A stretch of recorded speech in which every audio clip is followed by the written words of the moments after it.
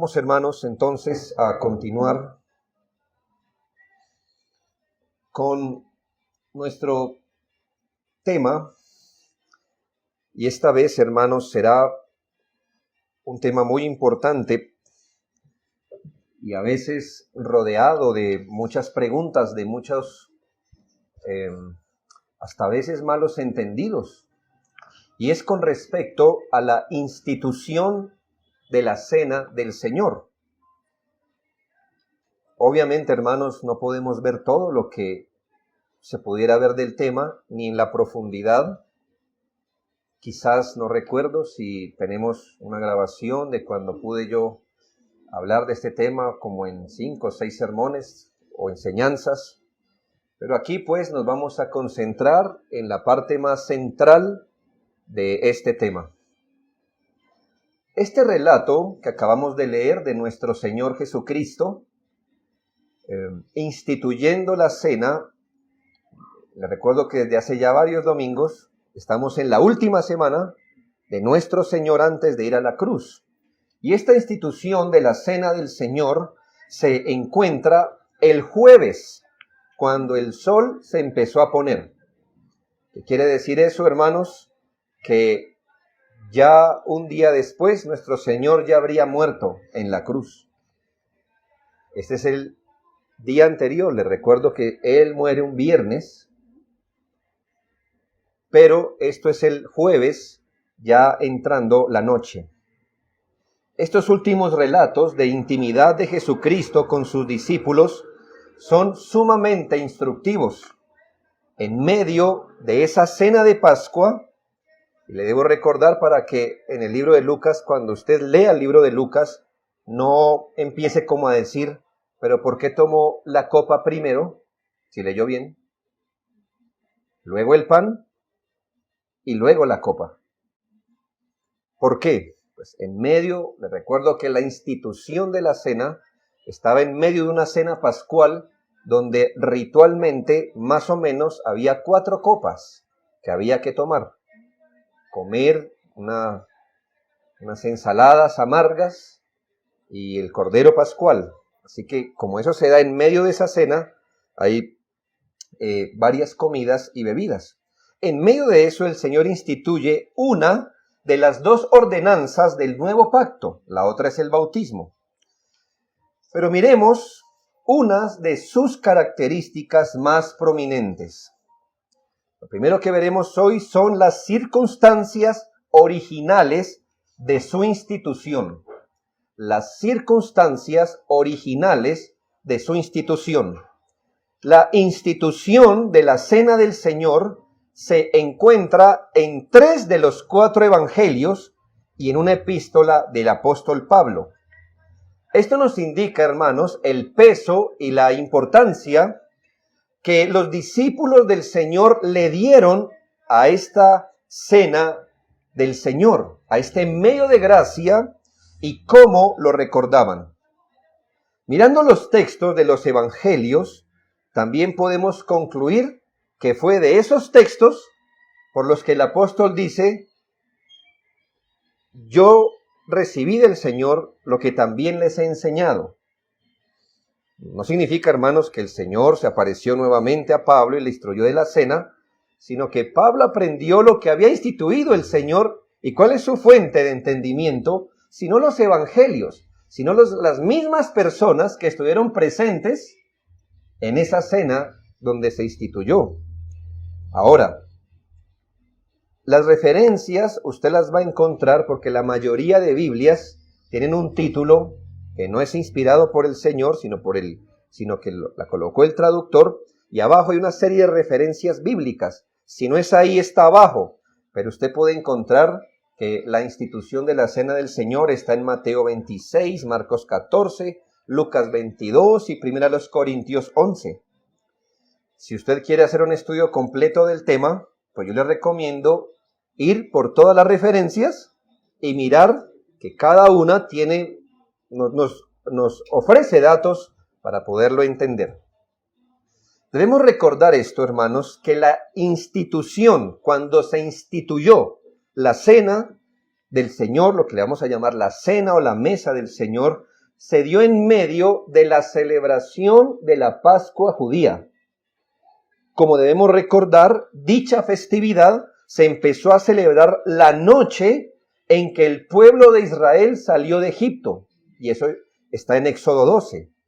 La explicación de por qué se debería celebrar la Pascua la vamos a tomar de Éxodo 12, 26 y 27.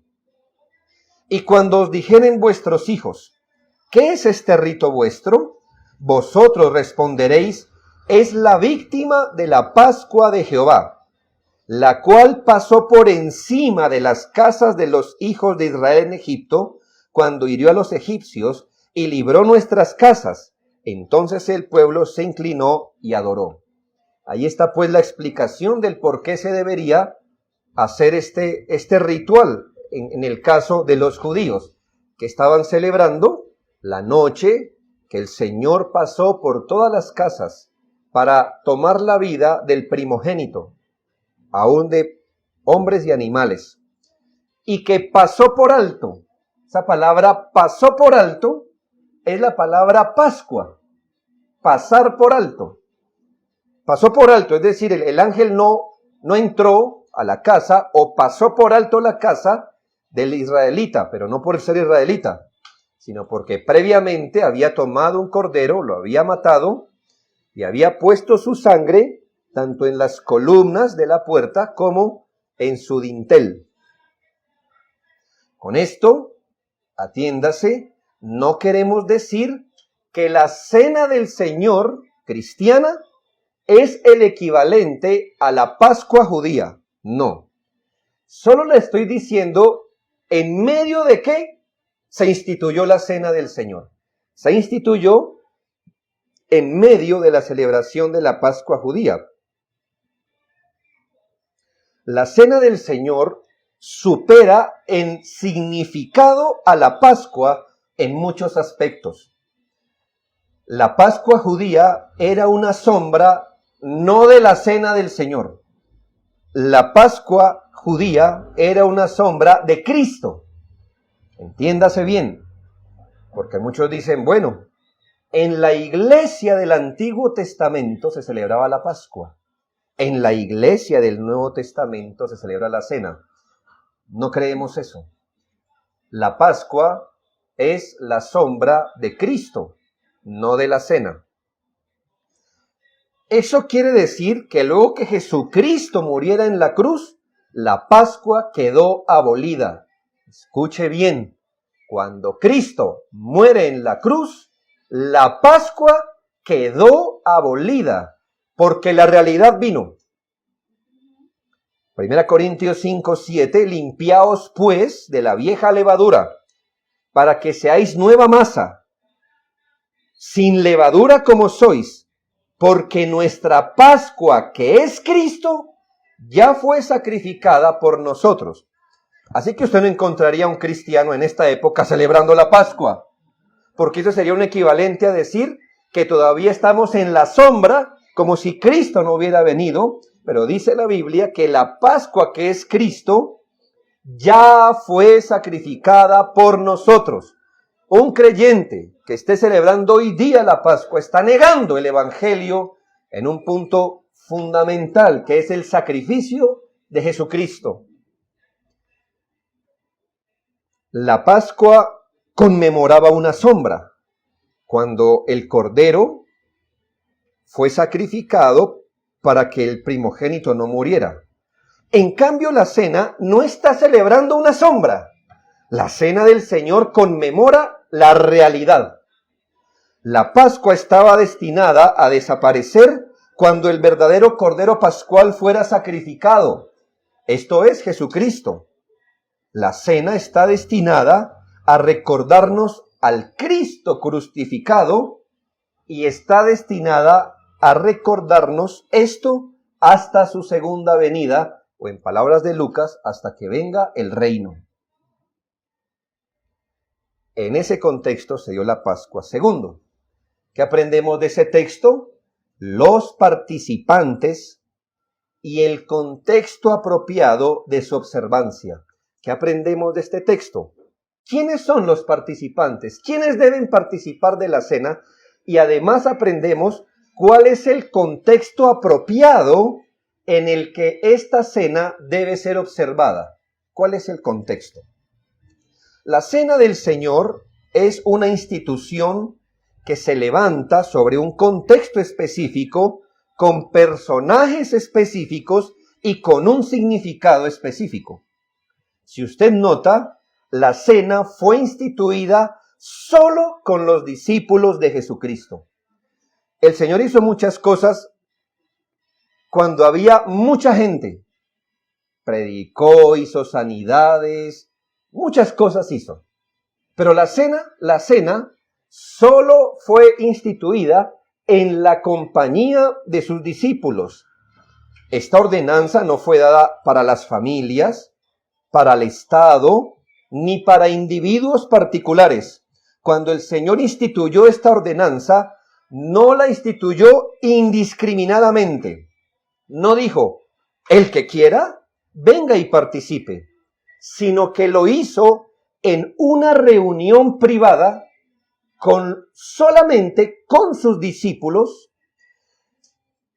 y es una reunión que Él hizo formal con su presencia, anunciando la muerte que le vendría. Esto se puede corroborar en Mateo 26. Y mientras comían, tomó Jesús el pan y bendijo y lo partió y dio a sus discípulos. Y dijo, tomad, comed, este es mi cuerpo, etc. En Marcos 14:17, y cuando llegó la noche, vino él con los 12. Lucas 22:14, cuando era la hora, se sentó a la mesa y con él los apóstoles.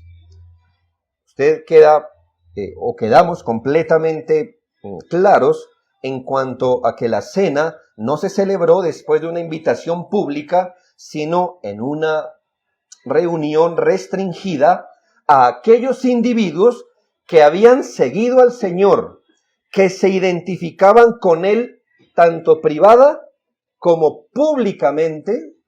Sí, porque les recuerdo que estos discípulos confesaron a Cristo públicamente. No era que nadie supiera quiénes son los discípulos, sino que ellos siguieron al Señor y lo confesaron privadamente en su corazón, pero también públicamente, y que le obedecían y seguían junto con los demás discípulos. Este punto fue tan perfectamente entendido por los apóstoles, quienes tuvieron la costumbre de observar la cena del Señor luego que el Señor se va. Usted que nota en el libro de los Hechos, por ejemplo, ¿cuál fue la costumbre de los discípulos, que ahora le vamos a llamar apóstoles, cuando practicaron la cena? Es decir, su práctica nos dice que le entendieron perfectamente a Jesús con quiénes se practicaba la cena y en qué contexto. Por supuesto que los discípulos o apóstoles entendieron que la cena del Señor se celebraba únicamente con creyentes reconocidos, es decir, discípulos de Cristo que se identificaban públicamente con Él y le obedecían. ¿Cuál es esa única asamblea? ¿Cómo se llama ese grupo de discípulos que sigue al Señor, que lo confiesa privada y públicamente, que andan juntos en obediencia? Pues eso en el Nuevo Testamento tiene un nombre. Se llama iglesia. Iglesia. Además, ellos entendieron perfectamente, y aquí va el contexto, ellos entendieron que esta cena se debería realizar en el contexto eclesial. Es decir, si esa asamblea se llama iglesia y solo los discípulos de esa asamblea participan de la cena, ¿cuál es el contexto adecuado instituido por el Señor para participar de la cena? El contexto es netamente un contexto eclesial. Todas las veces que encontramos referencias a la cena del Señor, nos muestra que se observaba cuándo y dónde había una reunión de la iglesia. Es decir, hermanos, que no es que había gente cristiana en una reunión familiar y dijeron, ¿y qué tal si tomamos la cena? No. Ni siquiera, hermanos, era una reunión o era un acto a realizar privadamente. Usted puede leer la Biblia privadamente y debe hacerlo, ¿verdad? Usted puede orar, usted de hecho lo hace privadamente. Usted hace devocional familiar y todas estas cosas que usted puede hacer y es legítimo. Pero la cena del Señor está restringida para cuando los discípulos de Cristo se reúnen en un contexto eclesial. Y le hago esa salvedad, porque nosotros nos podemos reunir para otras cosas. Si yo les digo, hermanos, hoy día por favor nadie se vaya. Están invitados a almorzar. Estaríamos reunidos todos. Pero escuche la convocación. ¿Para qué los estoy convocando? Para almorzar, muy bien. Así que esta reunión, aunque involucre a toda la iglesia, no es una reunión eclesial por el propósito. Cuando tomamos la cena, debemos siempre aclarar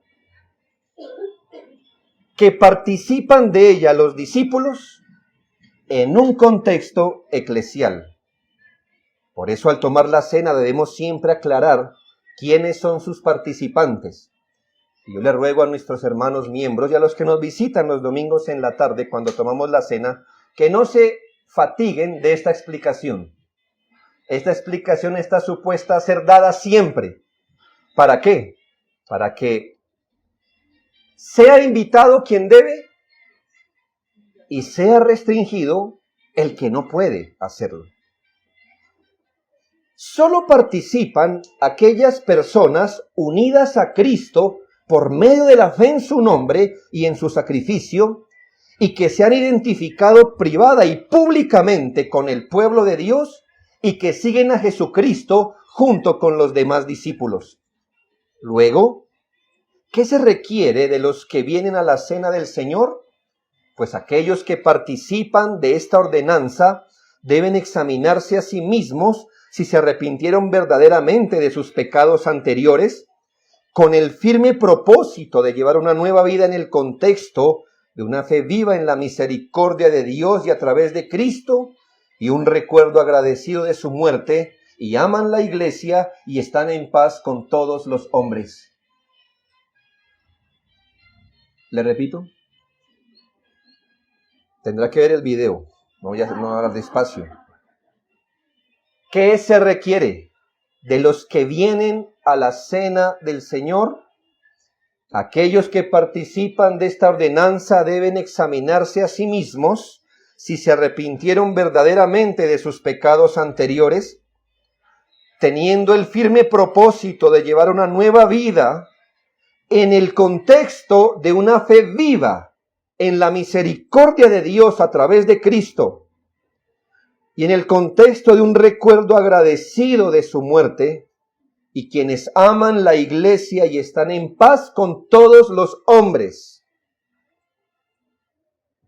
¿Dice esto la Biblia? Por supuesto. Hechos 2, 41 y 42. Así que los que recibieron su palabra fueron bautizados y se añadieron aquel día como 3,000 personas y perseveraban en la doctrina de los apóstoles, en la comunión unos con otros, en el partimiento del pan y en las oraciones, donde usted se da cuenta quiénes participan de la cena. No es la persona que dice, yo soy creyente, Dios conoce mi corazón, pero no hace más. No, la cena es solo uno de los elementos en un contexto específico de gente que persevera en la oración, que persevera en la comunión, que persevera en la oración, y en medio de ese contexto se levanta la cena. Así que si usted no persevera en la doctrina de los apóstoles, ni tiene comunión con los hermanos, ni ora con el pueblo de Dios, levantar la cena allí, hermano, eso es levantar un palo en el desierto. ¿Qué significa la cena para usted en ese contexto? Nada. Nada. Note el contexto, por favor. Note el contexto donde se participa de la cena. Note no solo quiénes participan, sino el contexto. ¿Qué debe ser común entre el pueblo de Dios donde se está dando la cena del Señor? Hechos 27, el primer día de la semana, bueno, ahí nos dice un contexto específico. Reunidos los discípulos para partir el pan, Pablo les enseñaba, habiendo de salir al día siguiente. ¿Nota el contexto eclesial? ¿Nota los participantes? ¿Nota en qué contexto se levanta? Era un contexto donde se explicaba la palabra, la perseverancia, ¿verdad? Estaban reunidos, y en medio de eso se reunieron para partir el pan. Primera los Corintios 11, 17 al 22, es el más largo testigo que tenemos. Primera Corintios 11, 17 al 22, pero al anunciaros esto que sigue, no os alabo, porque no os congregáis para lo mejor, sino para lo peor, de lo que entendemos que había una iglesia reunida o congregada. Pues en primer lugar, cuando os reunís como iglesia. Así que no es el lugar, es el propósito de la reunión. Cuando os reunís como iglesia, oigo que hay entre vosotros divisiones y en parte lo creo, porque es preciso que entre vosotros haya disensiones para que se hagan manifiestos entre vosotros los que son aprobados. Cuando pues os reunís otra vez, tercera vez, reunión. Esto no es comer la cena del Señor, porque al comer cada uno se adelanta a tomar su propia cena y uno tiene hambre y otro se embriaga. Pues que no tenéis casas en que comáis y bebáis, o menospreciáis la iglesia de Dios y avergonzáis a los que no tienen nada. ¿Qué os diré? Os alabaré, en esto no os alabo. Tenga en cuenta quiénes estaban reunidos, si no es la iglesia. Era una reunión formal de iglesia, por supuesto. Y note lo que se reprende. No solamente la ausencia de una piedad, sino la falta de comunión entre ellos. ¿Y qué dice el apóstol? ¿Los alabo? Es decir, ven aquí a tomar la cena con una actitud de desprecio por la iglesia. Entonces, ¿qué significa tomar la cena en una actitud de despreciar la iglesia? Vea, no significa nada espiritualmente, pero sí es digno de reprensión. Imagínese, hermano, usted tiene una familia, su hijo pelea con usted y lo ofende. Pero a la hora del almuerzo aparece. ¿Qué hay de comer? ¿Qué hay de comer? Yo me pregunto, usted, querido padre o querida mamá encargada, ¿qué hace usted? Pues que es una cosa es el trato que él me está dando a mí. Otra cosa es su comidita, ¿verdad? Otra cosa es su comidita. ¿Sí? Ni siquiera el sentido común avala eso. Ni siquiera el sentido común avala eso. Por eso decimos que usted no puede apartarse de la comunión, no orar con la iglesia, no perseverar en las doctrinas y aparecer diciendo la cena del Señor. ¡Momento! Este lugar es un lugar santo, que Dios lo ha honrado con su presencia especial. Y este rito no es cualquier comida. ¿Qué dijo el apóstol? ¿Los alabo en esto? No los alabo. En eso es digno de reprender. 1 Corintios 11, 33 y 34.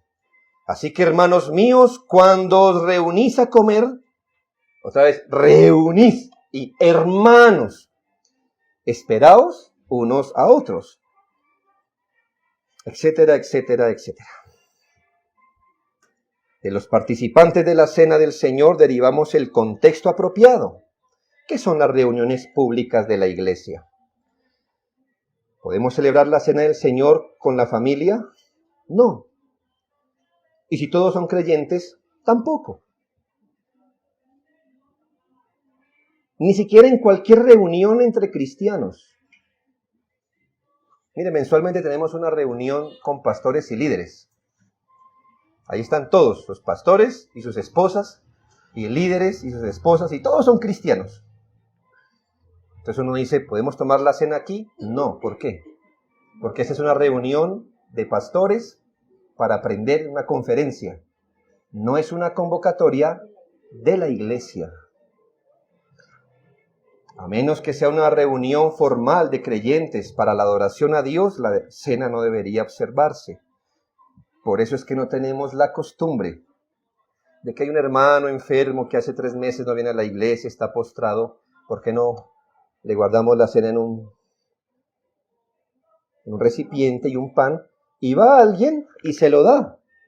No, hermano. Si el hermano está restringido, él debe tomar eso como una providencia, pero no podemos hacer uso de algo que le fue dado a la iglesia en sus reuniones públicas de forma privada. Eso más bien se deriva del catolicismo romano, si usted fue más o menos buen católico. No es solamente bajo la supervisión de una iglesia local, sino en las reuniones de una iglesia local. Tercero, ¿qué aprendemos? ¿Qué hemos aprendido? El contexto original donde se instituyó la cena. Segundo, los participantes y el contexto adecuado. Y tercero, el propósito principal. ¿Para qué el Señor Jesucristo instituyó la cena? ¿Cuál es el propósito? ¿Por qué Él, deliberadamente, hermanos, dijo, mire, hagan esto y háganlo con este propósito y háganlo así y háganlo hasta tal día? ¿Por qué? ¿Cuál es el propósito? La cena del Señor es una conmemoración. Quiere decir, es por no llamarle recordatorio, aunque es lo mismo, pero el énfasis de esta ordenanza es servir como recuerdo del sacrificio de Jesucristo en la cruz en sustitución y de los beneficios que de éste se derivan. Otra vez, ¿cuál es el propósito? ¿Con qué propósito el Señor instituyó la cena? Mire, para que su iglesia recordara su sacrificio en sustitución en la cruz y para que recordara los beneficios que se derivan de ese sacrificio. Usted dirá, ¿no más? Sí, hermanos. En un sentido, no más. No hay misticismo aquí. No hay cosas como, yo pensé que eso era más, no sé, espiritual, más místico. Hermanos, es un recordatorio, una conmemoración que el pueblo de Dios hace del sacrificio de Cristo en la cruz y de los beneficios que de ese sacrificio tenemos. Note que dijo el Señor, haced esto en memoria de mí. Pero no en memoria solo de su persona, sino que con las palabras que usó, porque las palabras que usó fue, tomad, comed, este es mi cuerpo que por vosotros es partido. ¿A qué está haciendo referencia? No es solo a Él, sino a Él como partido en la cruz. Y esta copa es el nuevo pacto en mi sangre, que por vosotros se derrama. Entonces no es un recordatorio solo de Jesucristo, sino de Jesucristo en un aspecto particular, como molido en la cruz, como derramando su sangre en la cruz. Y como que eso tiene un beneficio para mi alma. Es eso. Es decir, lo que quiero librar es que solamente digamos, la cena es una conmemoración de Cristo. Bueno, tiene que ir más allá. ¿De Cristo cómo? Muerto en la cruz, dándose por el pecador. Note el doble énfasis de 1 Corintios 11, 24 y 25. El doble énfasis de ser una conmemoración. Y habiendo dado gracias, lo partió y dijo, tomad, comed, esto es mi cuerpo que por vosotros es partido, haced esto en memoria de mí. Asimismo tomó también la copa después de haber cenado, diciendo, esta copa es el nuevo pacto en mi sangre, haced esto todas las veces, eso no debe faltar, todas las veces que la bebereis en memoria de mí. O sea, que quede claro cuál es el propósito. Conmemorar la muerte del Señor Jesús. Los elementos que usamos, que es el pan y el vino, tienen su eficacia en la manera que nos lleven a recordar justamente eso. Si una persona se queda mirando el pan, se queda mirando el vino, y su corazón no trasciende al significado, está solo haciendo un rito para la degustación de su boca, porque se quedó ahí. Es necesario entonces que estos elementos cumplan la función, pero es que estos elementos están inertes. Por eso entonces quien participa de la cena debe trascender al significado, porque, y lo digo con mucho respeto para que usted entienda, porque el Señor no nos dejó la receta del vino ni del pan. Nos dejó fue el significado detrás del pan y del vino. ¿Me hago entender? Entonces, ¿qué es lo importante? ¿La receta? No, lo importante es el significado. Pero Dios quiso hacerlo, el Señor quiso hacerlo, a través de unos elementos que usted puede ver y probar. ¿Para qué? Para que esto no sea como algo fuera de nosotros, sino que usted así, cuando esté pasando eso por la boca, recuerde la manera como el sacrificio de Cristo nos ha beneficiado completamente. Ahora, si meditamos en que solo un grupo muy limitado de personas estuvo presente en el sacrificio de Cristo, ninguno aquí lo estuvo. Aquí hay gente de mucha edad, pero no tanto, que pueda decir, yo sí estuve. No. Entonces le hago esta pregunta.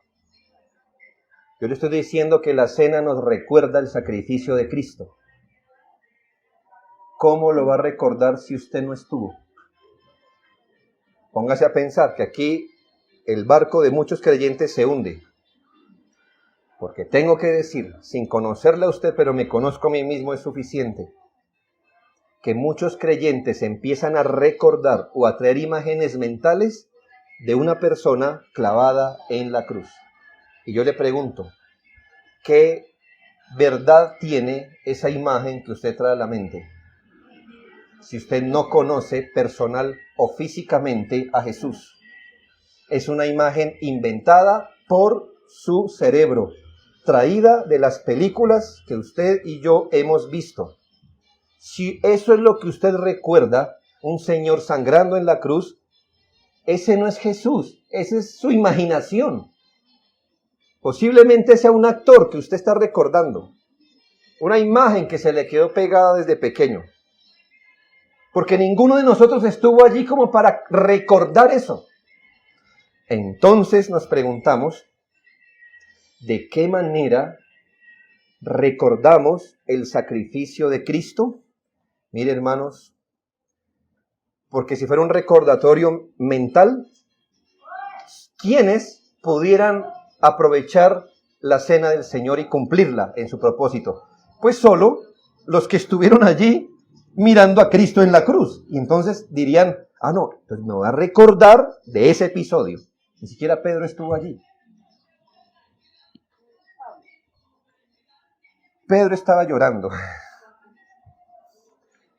No estaba allí. Entonces, hermanos, ¿cómo aprovechamos o cómo recordamos? Le voy a decir, de la misma forma que los apóstoles. Aquí hay un asunto de mayor importancia. Porque la manera como los apóstoles aprovecharon la cena del Señor la primera vez que fue tomada, es la misma que nosotros tenemos para aprovecharla. No se trata de una visión física de Cristo, ni de un recuerdo físico de Cristo. Es un recuerdo de fe. Y déjeme explicarle esto, porque es de la mayor importancia, hermanos, para nosotros. Lo primero, el recuerdo que debemos tener cuando participamos de la cena es un recuerdo ligado a la palabra de Dios. Vamos a armar un cuadro completo. Entonces ya usted se empieza a dar cuenta que tomar la cena no es simplemente como, hermano, es un ejercicio de mucha conciencia. El recuerdo que tenemos es un recuerdo que debe estar ligado a la Biblia. Si usted nota, el Señor no convocó a los discípulos, partió el pan y no dijo nada. No. Hubo una mediación de palabras explicativas. ¿Por qué? Porque el Señor quería que la eficacia de sus elementos estuviera ligada a la explicación que Él daba. No al elemento en sí mismo, sino que el provecho que saquemos nosotros, lo saquemos de la explicación que Él da. Por eso me dio palabras y no solo hizo un acto. No podemos caer en una especie de misticismo, ya que el Señor cuando tomó el pan explicó qué era y para qué, y cuando tomó el vino lo explicó para qué era y para qué. No podemos caer en la especie de misticismo recordando los pies y las manos horadadas, porque ninguno de nosotros estuvo allí, sino que la mente, el alma, debe estar acorde a la palabra, recordando la palabra en los términos de la palabra. Las ordenanzas, en este caso la cena, son un sermón visible, por lo que se necesita el ministerio de la palabra para darle su significado apropiado. Si tan solo nos reuniéramos y conforme vayamos entrando al templo se nos da pan y vino y lo podemos tomar antes de que inicie el culto, ¿qué le falta? La unión con la palabra de Dios para encauzar nuestros pensamientos y sacar el provecho de ella. Así, independientemente de dónde se celebra la cena, se espera que la palabra de Dios sea administrada para que le dé sentido a la escritura, a la cena del Señor. Por eso dice que el primer día de la semana, reunidos los discípulos para partir el pan, Pablo les enseñaba que si no está la palabra, vamos a acudir mentalmente al misticismo y a la imaginación de cosas vanas. Pero lo segundo es que es un recordatorio de fe, no solamente que es un recuerdo ligado a la palabra, sino es un recordatorio de fe. ¿Cómo aprovecharon los discípulos la cena del Señor? Miren, hermanos, y este es un asunto grande, inmenso, porque algunos piensan que nosotros aprovechamos la cena del Señor porque Cristo está presente en los elementos. Físicamente, es decir, algo así como que lo que nos aprovecha de la cena es que Cristo está físicamente presente allí. Yo no quiero confundir a nadie, hermanos, pero solo quiero que medite que nuestro Señor Jesucristo tiene dos naturalezas, una divina, que no es corporal, es espíritu, y una naturaleza humana. En su naturaleza humana, Él solo puede estar en un lugar a la vez. Y si estaba presente con los discípulos, y si es su presencia física la que bendice, ¿para qué usar unos elementos si Él ya estaba presente? Y si decimos que su presencia física de alguna forma estaba presente en los elementos, entonces estamos confundidos. ¿Por qué? Porque físicamente o Él estaba allí o estaba en los elementos. Y si decimos que estaba en los dos lugares, entonces Jesucristo no era un verdadero humano, porque podía estar en dos lugares. ¿Me hago entender? Esto es complicado, hermanos, pero es por meter misticismo donde no hay. Cuando el Señor instituyó la cena, estaba presente sin duda en los elementos de la cena, pero no de forma física. Aquí la fe es indispensable para recibir el beneficio. El Señor nos estaba llevando a realidades espirituales que solamente se pueden comer y beber a través de la fe. No creemos que la cena tiene su eficacia en la obra realizada en sí misma, sino que su eficacia viene de Jesucristo, la cual se recibe mediante la fe. Y sólo así su pueblo es bendecido con esa presencia espiritual de Cristo, la que es aprovechada por la fe y no por los sentidos. Y finalmente es un recordatorio afectivo. Cada uno de los participantes debería recordar de forma sentida o afectiva el sacrificio del Señor. Al meditar que nuestros pecados le costaron la vida al Señor, debe producirnos cierta aflicción. El sacrificio de Cristo nos humilla al decirnos cuán insuficientes éramos para ser agradables ante Dios, que tuvo que morir el Salvador en nuestro lugar. ¿No le conmueve? ¿O le pasa todos los días que alguien ponga la vida por usted? Y no por el usted bueno, sino por la peor versión suya. También debe ser un recordatorio gozoso. Estoy hablando de los afectos. Recordemos que estamos hablando de una obra hecha, no que está por hacer. El precio de nuestro pecado ya fue pagado. Eso es irreversible para el caso de los hijos de Dios. Qué gozo debe ser estar recordando una obra culminada, aceptada por Dios, que nos arrojó a la completa comunión con Dios. Cuando miramos el pan y el vino, no nos quedamos allí, recordamos cómo todas nuestras necesidades, las más profundas, fueron suplidas por Jesucristo. Y esto básicamente aprendemos de la cena. Quiero que apliquemos, hacer 4 aplicaciones de la cena. 1. La cena del Señor es un verdadero medio de gracia. Y aquí, hermanos, déjeme evolucionar una idea. Le dije que la cena del Señor era un recordatorio, ¿verdad? Quería poner ese fundamento. Pero, hermanos, cuando digo que es un medio de gracia, estoy diciendo que es más que un recordatorio. ¿Es un recordatorio? Sí. ¿Está dado para recordar? Sí. Pero va más allá. Y es un verdadero medio de gracia. Eso quiere decir que fue puesto por Jesucristo mismo como un medio que estimula, aviva, fortalece y anima la gracia y la fe que un creyente ya tiene.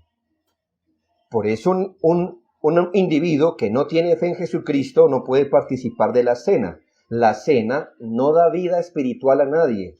El que da vida es el Señor, no la cena.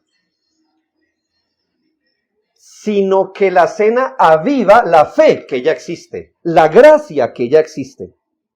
La cena confirma, da mayor firmeza y seguridad acerca de nuestra fe en Cristo al recordar lo que somos y tenemos en Él. La cena del Señor alimenta nuestra fe, así como el pan alimenta nuestro cuerpo. Al reconocer nuestra necesidad diaria de perdón, de justicia, de capacidad espiritual, la cena del Señor nos ayuda a entender que toda nuestra necesidad espiritual ha sido provista por el sacrificio de Cristo.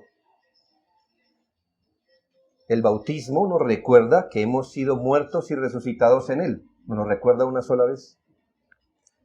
La cena nos recuerda lo dependientes que somos, como el pan nos recuerda lo dependientes que somos a nivel físico.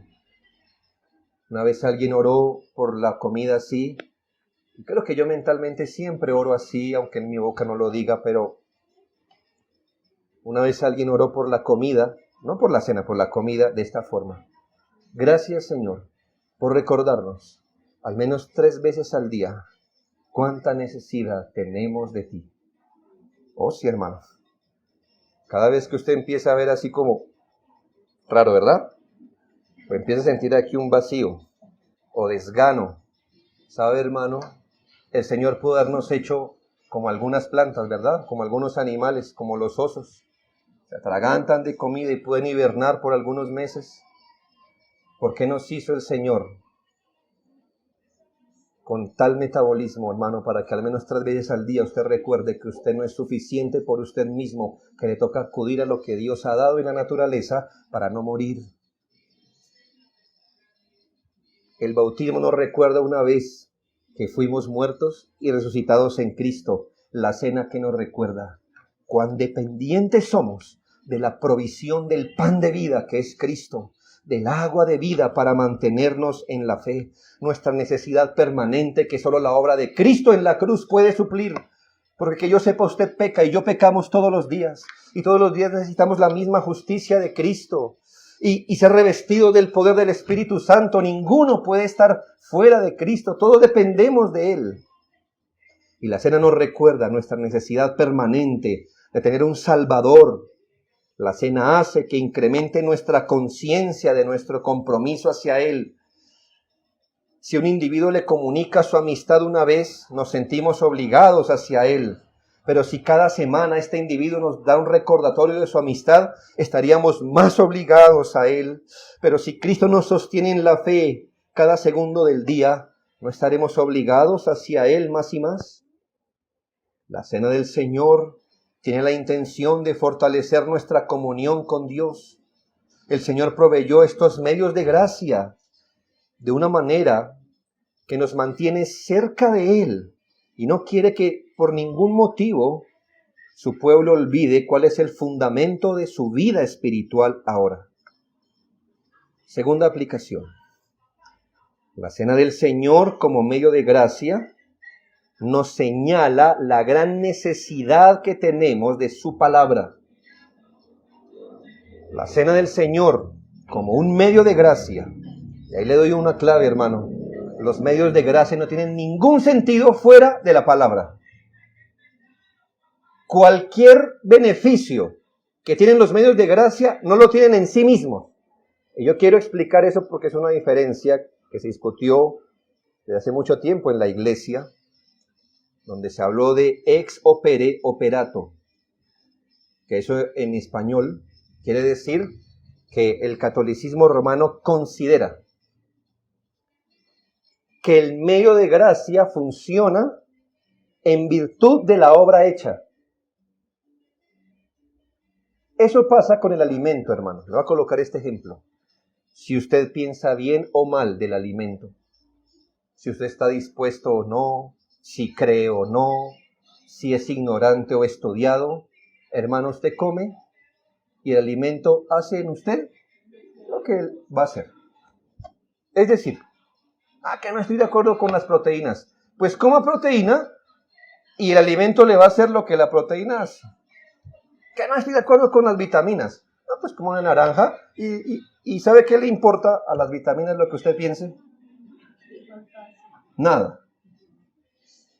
Eso significa que eso tiene virtud en sí mismo, en virtud de la obra hecha.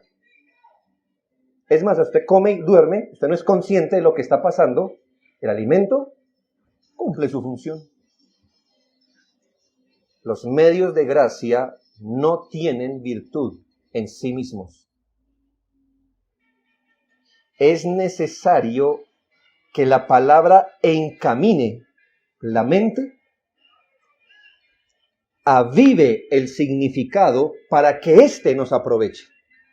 Entonces, hermanos, necesitamos una mente subordinada a la palabra de Dios. Entre más nuestra mente esté llena de la palabra, y hablando de la cena, entre más nuestra mente esté llena de esos pasajes que directamente hablan del sacrificio de Cristo, de Él entregándose por nosotros, de su sangre derramada, de su agonía en la cruz por nuestra salvación, nuestra alma sacará el provecho de la cena.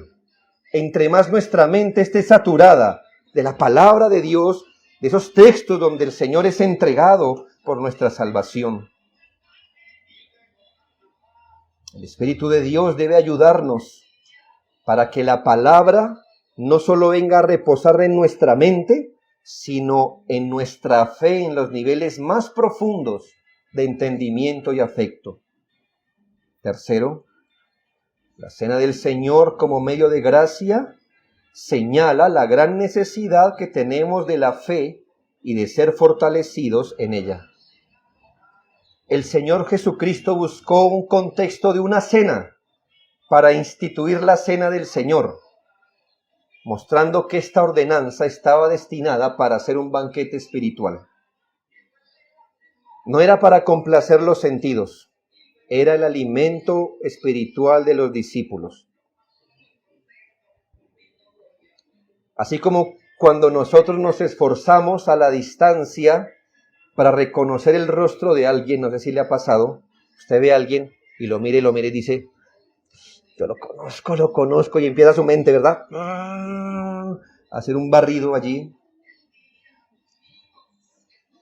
Deberíamos hacer el esfuerzo santo con la ayuda del Señor por convencernos cuando estamos tomando la cena de esta parte central de nuestra fe, el sacrificio de Cristo. A veces no es fácil meditar en la fe, pero la cena del Señor es el espacio adecuado para hacerlo en uno de los más apropiados contextos para traer convicción y hablarnos a nosotros mismos. Déjeme poner un ejemplo, no use mis palabras exactamente, solo quiero encaminarle. ¿Qué piensa usted en la cena cuando la va a tomar? Sí, era necesario un Salvador por los pecadores.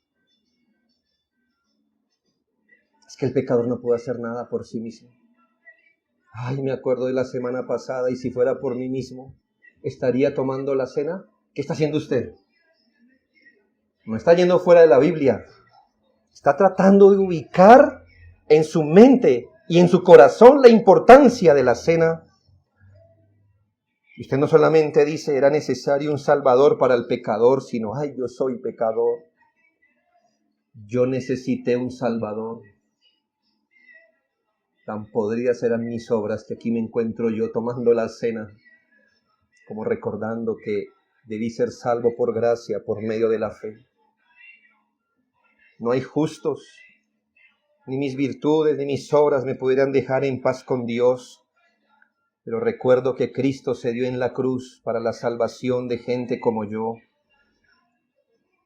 En verdad no hay otro mediador, no hay otra alternativa.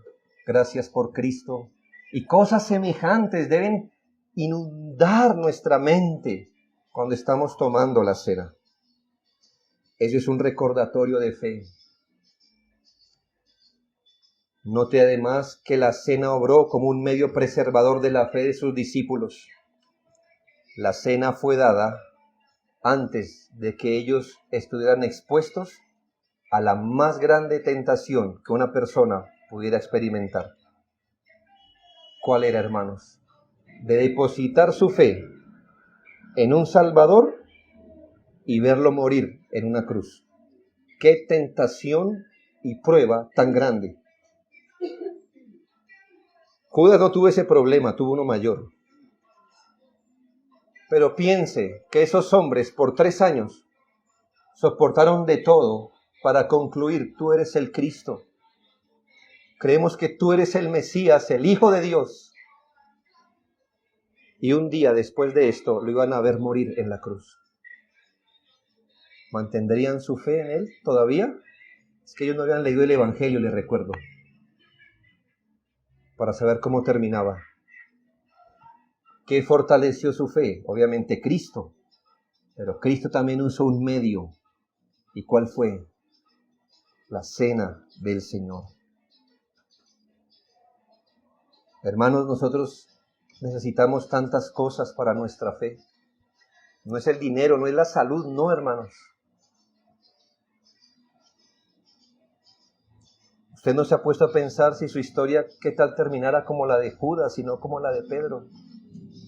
Usted dice, ay Señor, ayúdame. Necesito constantemente avivar mi fe, recordar lo que soy, lo que tengo en Cristo. La cena no es lo único que hace eso, pero es una de las cosas que hace esto y nos da fuerza. Finalmente, hermanos, La cena del Señor nos señala la gran necesidad que tenemos de estar en comunión no solo con el Señor, sino con sus demás discípulos. La cena del Señor como medio de gracia nos señala la gran necesidad que tenemos de estar en comunión no solo con el Señor, sino con sus demás discípulos. En 1 Corintios 10:16, en 2 ocasiones se le llama a la cena la comunión. Una vez se habla de la cena como mi comunión con Dios. Y la segunda vez se habla de la cena como mi comunión con los hermanos. Y yo sé, hermanos, que venimos de corrientes donde todo lo eclesial era tan privado, ¿no le parece? Y nos es difícil pensar en nuestra fe desde una perspectiva comunitaria. Y hermanos, si algo usted ha aprendido, ojalá lo aprenda estando bajo el ministerio de esta iglesia, es a tener en cuenta la dimensión comunitaria de su fe. Y entonces cuando antes tomamos la cena era como muy privado, ¿no? Como lo mío, que me corresponde a mí. Mire la primera parte. La copa de bendición que bendecimos no es la comunión de la sangre de Cristo. La cena del Señor, ¿qué está poniendo en manifiesto? ¿Mi comunión con qué? Con la sangre de Cristo, es decir, mi participación en su sacrificio. La segunda vez, el pan que partimos no es la comunión del cuerpo de Cristo. ¿Qué pone de manifiesta la cena en un segundo aspecto? Que yo tengo comunión con su cuerpo. El versículo siguiente refuerza la idea. Siendo uno solo el pan, nosotros, con ser muchos, somos un cuerpo, pues todos participamos del mismo pan. Por favor, tenga en cuenta esto.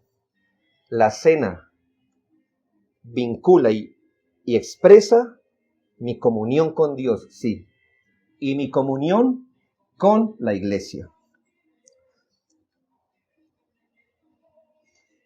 Por ese motivo, un creyente que no esté en la comunión de la iglesia, entiéndase que es comunión en el mismo sentir, que no se congrega con regularidad, que evita ser parte formal de una iglesia, que está apartado de la iglesia, cuya mente está dividida de la iglesia, y peor aún, que no se habla con sus hermanos, que tiene pleitos no resueltos, que se sienta a adorar teniendo algo con su hermano, que es escarnecedor de la iglesia, expresará una mentira al tomarla.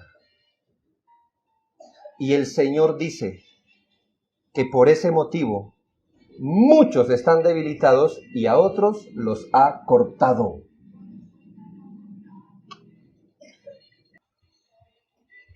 Si usted es una persona que no es uno con la iglesia, que se mantiene al margen de la verdadera comunión, alejado en su propio mundo, viviendo su propia espiritualidad privada, sin exponerse a la comunión, debe revisar su participación en la cena. Claro, usted puede tomar por la vía fácil y carnal. Entonces, es mejor no tomar la cena. No, yo le voy a decir que es mejor arrepentirse y andar como un discípulo. Eso es lo mejor. Usted puede tomar la vía fácil y carnal de dejar pasar el plato para poder mantener su pecado sin arrepentimiento.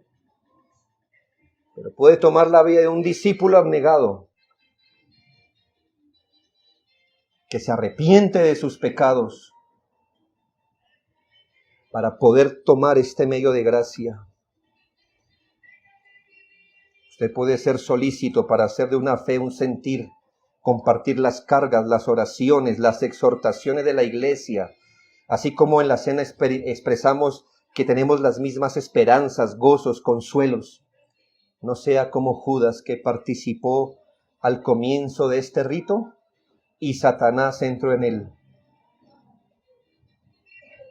Habiendo visto el contexto donde se instituyó la cena, sus participantes y el propósito principal, Esperamos que el Señor nos ayude y ponga su bendición sobre nosotros cada vez que participamos con fe de este medio de gracia. Y que nuestros amigos que no han creído puedan comprender que no participar de la cena, en su caso, no es ni el principal ni el mayor problema. La razón del por qué no están participando de la cena es su mayor problema. Usted no está en Cristo por la fe.